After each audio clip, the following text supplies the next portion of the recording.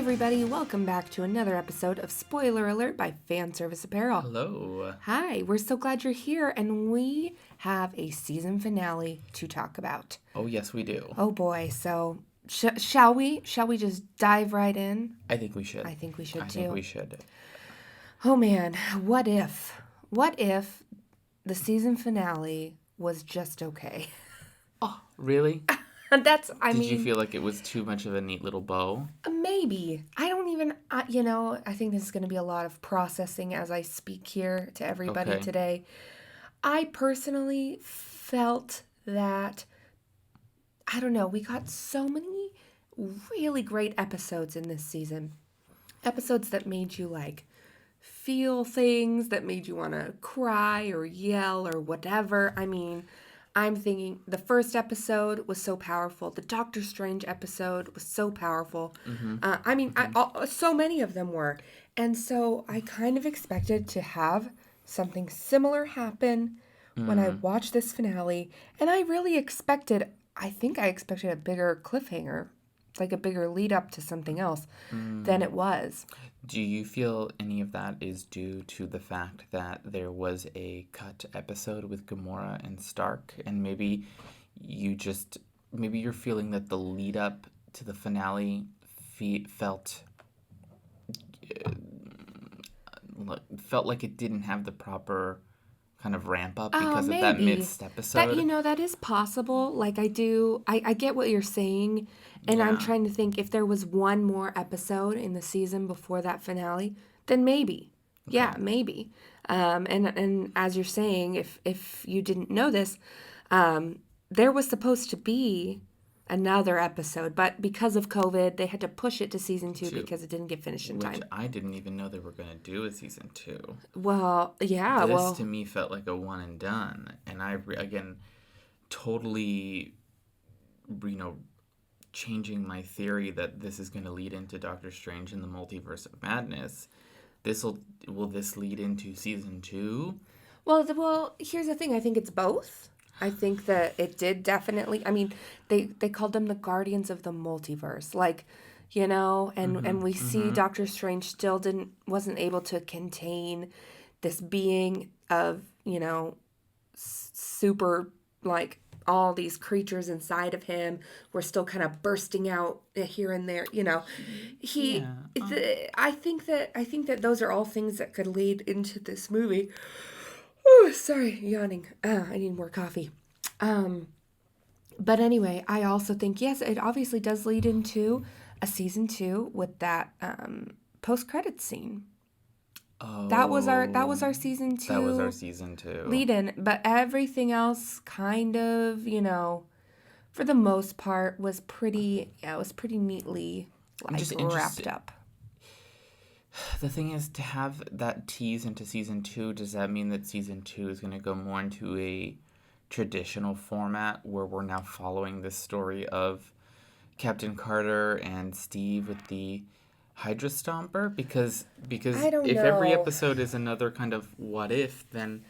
The thing is that what's great about this show and what's great about the concept of what if is that there's so much possibility. And that a whole season 2 could have been just like season 1, where it's just more questions and more comic book adaptations, really. Yeah, but when do you think that gets old? I don't know. I mean, I think that gives them so much to go off of. But if we now we've gotten to know the Watcher. The Watcher broke his oath and intervened. Oh, maybe we're going to see something with that, with the timeline that Natasha gets dropped off in at the end. The maybe. Timeline That's another option. Is Earth. Any timeline that didn't just end, we can pick right up where that left off and see more. And do you think because we saw the Hulkbuster and presumably also Steve inside of it, that either he maybe has he took a version of the super soldier serum, or I don't think he's in suspended animation. I think the only way he would have survived is if maybe in that reality, instead of Bucky getting taken. Oh. Because my memory is failing me right now. If in the first episode we like no, because we didn't lose him or not lose him. He we followed Peggy as she went into that wormhole, and then she Yes. came out much later. But I just had that thought that in that episode, it really looked like Bucky was not going to be the one that was captured by Hydra to become the Winter Soldier, and that ship in Captain America in the main timeline was there to get a version of Zola's code, a copy of his code, I believe.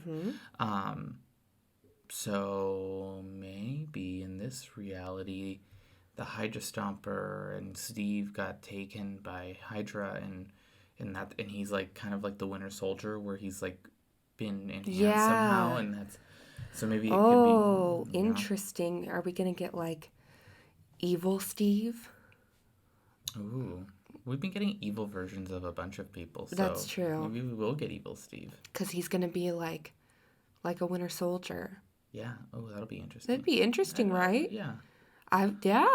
Maybe. See, now, That's pretty smart. That's a good hypothesis. Now my first thought when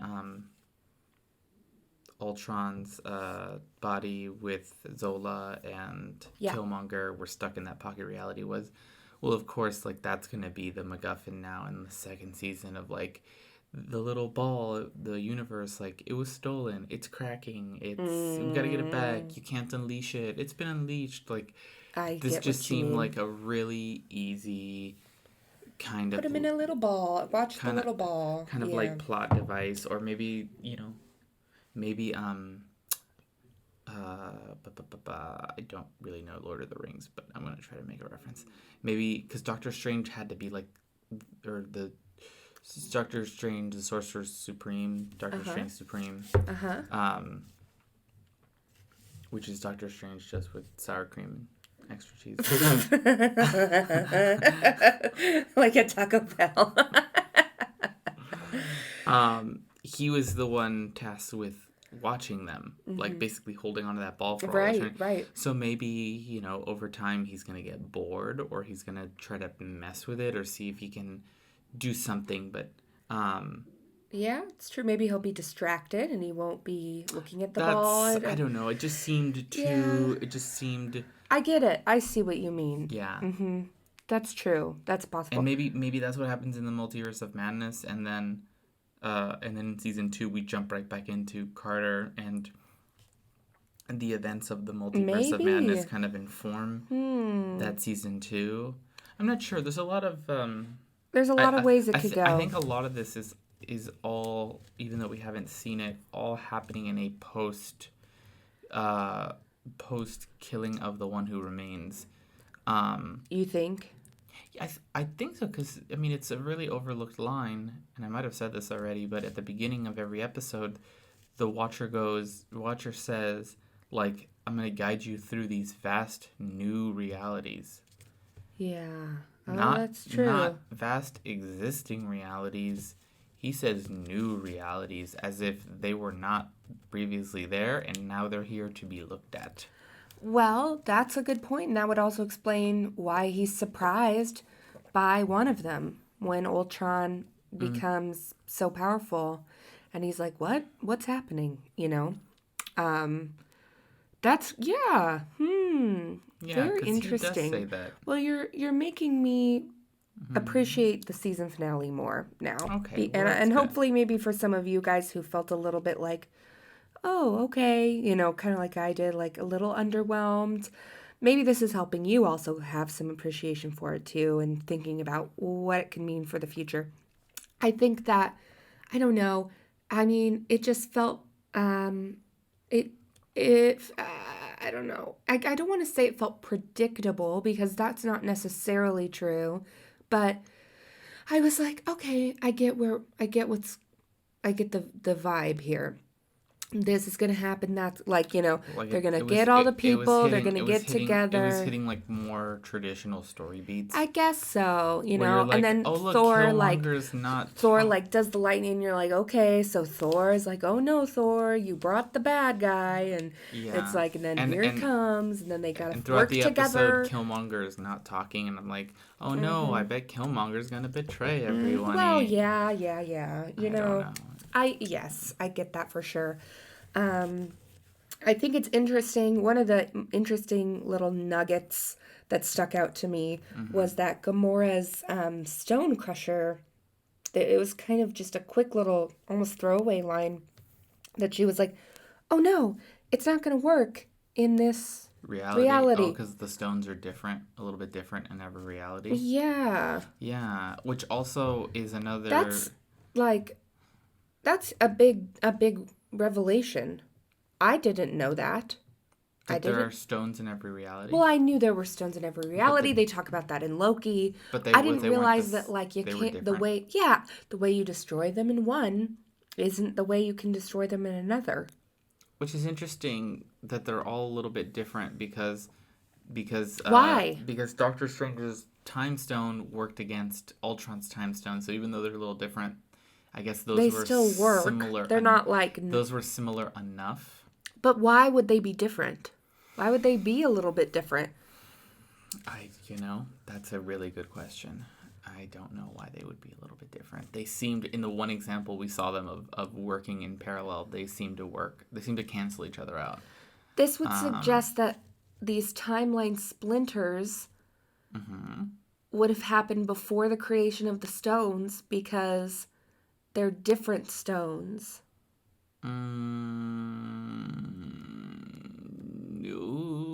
Either that or that the stones can be influenced by the things that happen. Well, I don't know. I think the stones can be like influenced by the splinters in the timeline because they are, remember, bound to that timeline because in the TVA, in the what was the TVA? It's supposed to be at the end of all time, or it's going to be in the I was almost going to say metaverse, and I'm like, no, that's a newfangled thing that's happening here for real. No, the quantum realm. There it is. Stones don't work. So, oh boy, it's 4 a.m. and I lost my train of thought. I was. No, but yes, the stones, like we see in Loki. And that was a big revelation about the Infinity Stones, too, when Loki sees them and he gets excited. And then he's like, oh, we have so many of these. They're like paperweights. Yeah, that was a good moment. I'm yawning, sorry. And then he's like, is this the most powerful place in the universe? And then Owen Wilson's like, I don't know. Anyway, so these are good takeaways, I guess. These are good important things that we have learned about Marvel, about the universes of Marvel, the timelines of Marvel. And it's interesting that Infinity War feels like forever ago at this point, but it's still important in the grand scheme of things. The stones, still important. Still, we're not past the stones. No, but we've kind of set up an inbounds and out of bounds kind of zones, The whole lead up to Infinity War kind of just told us that the stones were the most powerful thing ever and you needed to get them, and then in Loki you were just told, well, that's true like in a timeline, but here that they're not a big deal. So I'm assuming that we might get some back and forth into the quantum realm in the Multiverse of Madness. I would love to see if they would stop off in the TVA. And what about Eternals? I don't know about Eternals, I'm going to be honest with you. But do you think Eternals is going to have to do with this too? Because I do. I'm still waiting. I will reserve the final judgment until we see Eternals and we will. And we see where kind of how it falls in. But to me, this idea that there are these people on Earth and they can't interfere because of reasons, and they're just kind of been around and they're all powerful. I don't know. It's like The Watcher. It's kind of like The Watcher, but it's kind of like a really drawn out version of like Back to the Future Part 2, where Whoa, what? What do you mean? Where they're just like, oh, so this whole time that the Infinity War saga played out and stuff was happening, you guys were just there, but you were like, nah, I'm not gonna participate. So are we gonna now have a greatest hits again, where we got a taste of that in Endgame? Are we gonna get it again, where we're going to see these people live through the events of the original, like, and because they, there's like images in the trailer, they're around in like Gardens of Babylon and cavemen, or they're far past, and then at some point you see them in kind of more modern day looking clothing. Maybe it's like while you guys were having Thanos, there was a war with these evil being things, and that's why we were preoccupied. But our thing is just as important, and I don't know how I feel about that. Yeah. Or they're like, oh no, that thing's gonna get to New York where they're having the battle and it can't make it, so we have to stop it. And wow, look, there are the Avengers. I don't know. I'm hoping it's not that. The movie just seems to have too much money behind it. And unfortunately, I'm not excited about Eternals, unfortunately. There's like too many famous people, and it's got too much of a production value, and the trailer just looks like it's too grand, and I don't know. It takes itself a little too seriously. Yeah, there was a lot of people online that have been saying that DC is turning into Marvel, Marvel is turning into DC. And this trailer, I think, is a great example of that, because this trailer feels like the trailer for the first Justice League, where it took itself way too seriously. It does. And you're like, okay, everybody needs Meanwhile, to just take a we beat. have the Suicide Squad that felt a lot more like something Marvel would do. So good. What alternate timeline are we in right now where the two have switched places in production value? I don't know. Yeah, I don't know about that. So we'll see how the Eternals but I do goes. feel like we keep talking about Doctor Strange Multiverse of Madness, and obviously I think there's some very clear tie-ins with What If. Oh, and but I do think Spider-Man No Way Home. Oh yes, of course. I think that's the next one. Is it? Oh yeah. Okay. Yeah. Well, hey, I think that this show could be easily setting up all of those movies. Yeah. Oh, I'm so sorry. I keep yawning. It probably sounds really weird through a podcast when I'm talking normal and then all of a sudden I'm not. Just yawning. My coffee is yet to kick in this morning, but I'm working on that. Anyway, so I guess that's how we feel about this. And I'm curious how you guys feel. So please let us know. Let us know on social media. Send us a DM. Put it in the comments. What have you. Yes, and also, as mentioned last time, there's a giveaway. Ooh. We have not posted about it yet. We've not. But you will be seeing that very, very soon on our Instagram and on our Facebook. So if you missed last episode and this is the first you're hearing of it, we're doing a giveaway. You really want to participate. It's going to be awesome. We're giving away a $100 shopping spree to Fan Service Apparel to get whatever you like. Think about all the things. Think about all the cool stuff you can get. Or you know what? If you're already someone who shopped with us and, but you've got friends. The holidays are coming. Holidays are coming. You're like, oh, what am I going to be for Halloween? Oh, guess what? You can get that Loki jacket if you don't have it yet. And we can all be Loki. Well, that's the great thing about Loki. There can be many. There are many. We are all Loki. But one jacket. But one just get, yes. Anyway, all this to say it's very exciting. But then on top of that, we're also going to give you a $50 gift card to Amazon, because who doesn't want that? That's amazing. Yeah, love it. That's amazing. Just to really sweeten the deal a little bit more. So that's fun too. So anyway, that's what our giveaway is, and it's super easy. So keep an eye out for that. Please do it. You want to. We want you to win.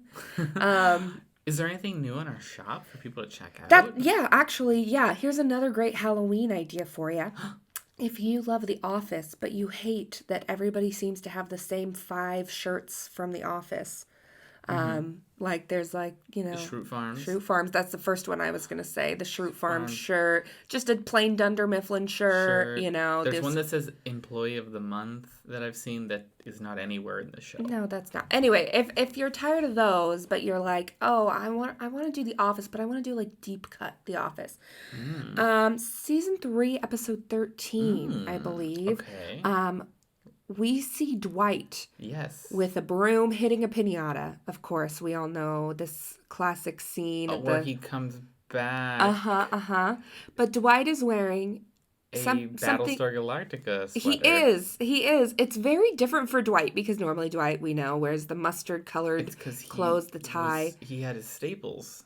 He had, exactly. Uniform. He was working at Staples. And Michael told him to come back. And he comes back and he is wearing a, like, kind of retro, oversized Battlestar Galactica sweatshirt, crew neck sweatshirt. Mm-hmm. You can have that sweatshirt. It is in our shop. That is a deep cut. That is a deep cut. And I even included a picture from the show in the listing because I was like, people need to understand. It's not a Battlestar Galactica shirt. But it also is. So well, if you also like Battlestar Galactica and you just want a sweatshirt that says Battlestar Galactica and looks very classic and retro, that is also this. But the real fans will know that it is a fan shirt in another fandom. Exactly. That's exactly. Really good. I like that. So that is available, and that would be a super cool, true Office fan Halloween costume. And then you just like buy a piñata. A piñata and a broom. There you go. And then the glasses. And then you're Dwight coming back to work. I love it. Yes. It's a different Dwight than anybody else would do because everybody else does that same Dwight for a Halloween costume. Everybody does this is a better Dwight. This is a really good version of Dwight, I think. Anyway, so that's something new in our shop that you should definitely check out if you love The Office. Ooh. It's not for you want it, don't you? Yeah, I didn't know about that until just now. So now I'm like, oh, I do want that. Yeah. And now I'm thinking it might be fun to talk about. It might be fun to talk about The Office. I'm thinking about what we're going to talk about. Yeah, we next can. Week. Oh, I mean, we can talk forever about The Office. So if that's something you guys want to hear, let us know. Because honestly, I mean, everybody claims to have watched The Office a million times, but before anybody was doing that, Nick was doing that. Yeah, I'm serious. When Nick and I started dating, a million years ago, he was already someone who had watched The Office through a couple times, several times, and I was someone who had never really watched it. Hated The Office. Well, I thought I hated it because I'd only seen a couple episodes here and there, just like when they were airing, and I was like, this show is weird. This show makes me feel weird.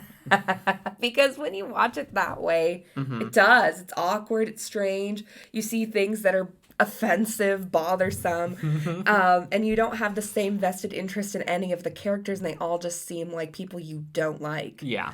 And so I was like, no, I don't want to watch this show. This looks like a bad show. Why do you like it so much?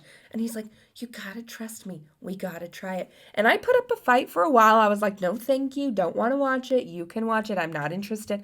And then finally I was like, all right, let's give it a shot, He proved to me that he had good taste in television and movies otherwise. So I'm like, well, I guess if he likes all these other good things, The Office must be worth it. So then I gave it a shot, and I was like, oh my God, I get it. I get it now. And since then, we have watched it through approximately, 510 times. Approximately. Yeah, there was a point there where it was just on. We would just get home, and we would just keep working. I mean, yeah, it's and true. And it would just turn it on. I don't know why. Why it is like half watching that show is really easy to do. And there's not a lot of shows you can do that with. No, and I think it's because there is no soundtrack. It feels like you're putting on white noise for an Office.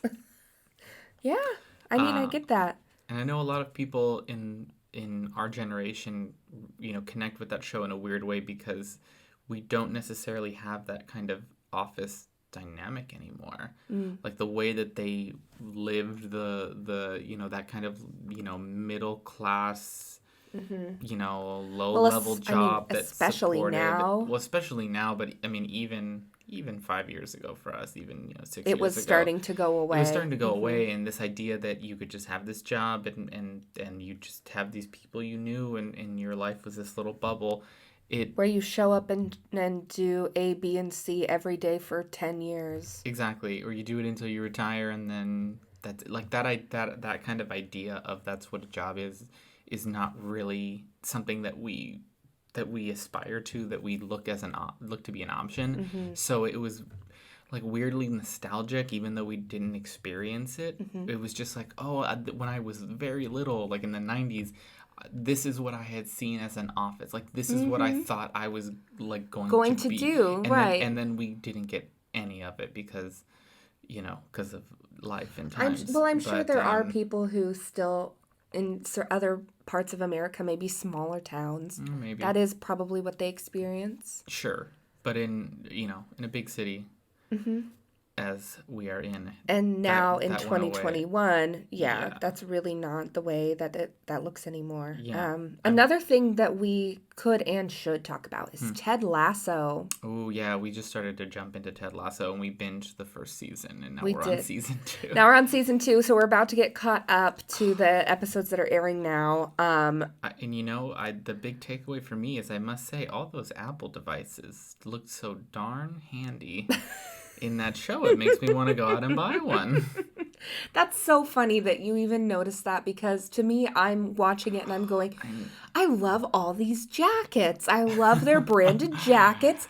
I'm going to need to get myself one of those jackets, which means I'm going to need to make that jacket. Yeah. And I'm going to need to make a jersey. And I'm going to need to make the it's funny. sweatpants You're and looking the at the hats. merchandise. I'm looking at all the apparel. And I'm like remembering back in my days in production how big of a deal is when somebody's holding a phone, if it has a brand, if it doesn't have a brand, and just how there's a whole department for that. So the fact that this is a show produced by Apple, well, Yeah. ordered, TV. through Warner Brothers Media, and there's only iPhones, and if there's a laptop, it's a Mac, and they're using an iPad, and they have iMacs, and it's just, normally there'd be some of that Greeked out to just be anything, but You're it's right. always, it has all the like the computers and stuff, they're all aluminum, which catch light, which normally you would have a monitor just be flat black, so and that Jamie Tart has the yellow iPhone. I did notice that because it caught my eye, and because you have the same one. Yeah. Well, not anymore. No, I used to have You that. I used used to have that XR. Yeah. But just that like idea that think of the back of an iMac is shiny. Yeah. So if the cinematographer would be like, can we make this thing, like the back of like a Dell or whatever kind of a monitor that's just kind of plasticky, you could spray dulling spray on it. Yeah. But no, it had to be a Mac, and it had to be lit so that it didn't catch the light, it didn't hit the lens, and it looked really, really nice. And yeah, I think subtly they're just, obviously, it's produced by Apple, but... So I know we're did really notice into that. Ted Lasso right now, and we're watching that almost exclusively. We were watching The Sopranos. We were, and we're almost done with it. We're almost done, but we wanted to finish it before the movie came out. But we're not going to watch the movie until we finish. Right. But we are watching... But another thing, I don't know how we're going to find time for this, but another thing we have to watch, Nick, is something that I cannot escape, What? that everybody's talking about this week. Oh, Squid Games. I don't know that you want to watch that, love. I do. I want to know what the deal is here. I have heard that it is incredibly violent. Oh. Like, somebody was like, it's like Hunger Games was directed by Quentin Tarantino, and it didn't have to go through a ratings system. Oh, my. So we'll watch it, but when I heard that, I was like, oh, I don't think Jené's going to want to watch this, because you have a hard time with some Quentin Tarantino movies. For the reason that Okay. we are here to talk about what everybody's watching. That's what we do here on Spoiler No, Alert. it is. I'm just saying we're going to have to maybe take it in bite-sized pieces. All right. Because Okay. I've heard You know things. me. Yeah. I know you. Yeah. If we're going to, yeah. But if you can stomach that, then we need to just jump right in and watch Inglourious Bastards and Django Unchained, because you need to catch up on those. Okay. No spoilers for Jené, because she hasn't seen those yet. I know, right? I'm a little, yeah. All right. Well, Okay. I Some think good stuff. we have got a lot coming up that we're excited to chat about. And of course, Halloween is coming, and that will be great for the next couple episodes too, as we get more awesome Mm-hmm. Halloween stuff coming out from like Disney Plus, for example. So I can't Yeah. wait to talk about that with all of you. Oh, yes. Muppets Haunted Mansion. Exactly. So exciting. So much fun. And yeah, that's it for What If. I mean, there it was. There it was. There it is. And we will see you guys all next week. All right. Okay. Bye. Bye.